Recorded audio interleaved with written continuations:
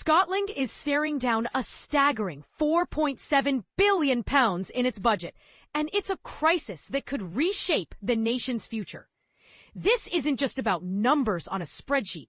It's about the schools our children attend, the hospitals we rely on, and the very fabric of our public services. The Scottish Fiscal Commission, SFC, has sounded the alarm, revealing a stark gap between spending promises and the funds expected to be available by 2029-30. But here's where it gets controversial. How did we get here? And who's responsible for fixing it? The day-to-day budget, which covers everything from public services to welfare benefits, is projected to fall £2.6 billion short. Half of that shortfall is tied to payroll costs. Meanwhile, the capital budget, essential for infrastructure like housing, hospitals, and roads, faces a £2.1 billion deficit. These figures might seem abstract, but they represent real-world consequences. For instance, the capital shortfall alone accounts for nearly 1 in every £4 committed to these projects. And this is the part most people miss. Even though these are big numbers, they're proportionally significant, with the day-to-day shortfall representing 4% of the entire budget. Shona Robison, Scotland's finance secretary, is on the front lines of this battle. She's tasked with drafting a budget for next year while grappling with a £963 million overshoot in day-to-day spending and a £1 billion gap in capital funding. But her challenges don't end there. Robison must also produce a long-term spending review and a delayed infrastructure plan, all while navigating the growing costs of an aging population and climate change. The SFC bluntly reminds her that these expenses aren't going away. They're only going to grow. Earlier this year, Robison proposed cutting the public sector workforce by 0.5% annually for 5 years, equating to roughly 12,500 jobs. But here's the catch. Scotland's public sector has historically grown, not shrunk, even amid the digital revolution.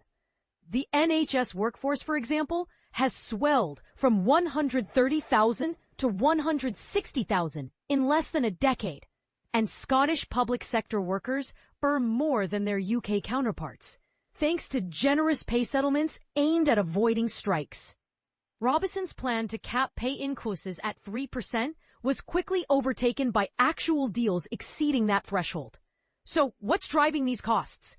Consumer price inflation, currently at 3.8%, is fueling pay demands as workers strive to maintain their purchasing power. The Agenda for Change workforce, which includes most NHS staff, secured a 4.25% raise this year and 3.25% next year. Meanwhile, welfare commitments, like the Scottish Child Benefit, are adding further strain. Scotland's unique approach to benefits, more generous and dignified than Westminster's, comes at a price, one that can't be fully covered by the UK Treasury's. And this is where it gets even more contentious. Could Scots end up paying more tax? Scottish ministers have already raised income tax rates, but the results have fallen short of expectations. Higher earners are finding ways to avoid the Scottish tax net, and the tax base is growing more slowly than the rest of the UK. This year, instead of raising an extra £1.67 billion, Scotland is only seeing an additional £616 million. That £1 billion shortfall is a stark reminder that tax hikes don't always deliver the intended results. As Robison prepares her draft budget, spending review, and infrastructure plan, she'll likely point to Westminster's decisions as a key factor in Scotland's financial woes. But this isn't just an SNP problem. Every party vying for power in next May's Holyrood election will need to present their own solutions. Will they cut spending, raise taxes further, or gamble on ambitious economic growth projections? Here's the real question. Can Scotland dig itself out of this hole without sacrificing the services its people rely on? And if not, who will bear the brunt of the cuts? Let's spark a debate. What do you think is the fairest way to address this crisis? Share your thoughts in the comments below.